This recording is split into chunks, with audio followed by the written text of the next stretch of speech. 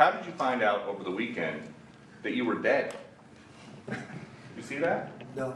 People didn't see you for a couple days. 1.3 million user engagements as of Saturday morning about your demise. Really? I didn't see that. You know, I have heard, it's sort of crazy, but last week I did numerous news conferences, all successful. They went very well, like this is going very well. And then I didn't do any for 2 days, and they said, there must be something wrong with him. Biden wouldn't do them for months. You wouldn't see him. And nobody ever said there was ever anything wrong with him, and we know he wasn't in the greatest of shape. No, I heard that. I get reports.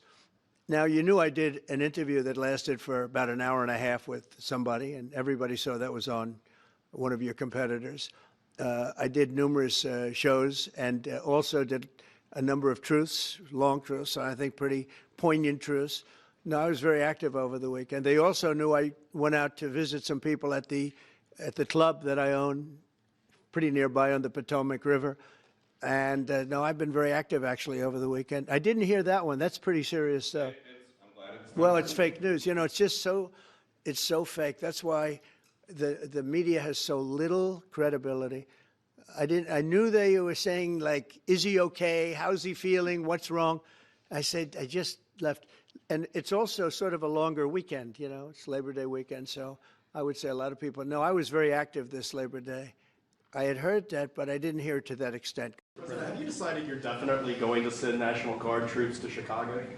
I didn't say when, but the answer is, look, Chicago's very interesting because I watched Pritzker get up and say about, we don't need help, we're safe. But 2 weeks ago, they had 6 people murdered, and they had 24 people hit by bullets.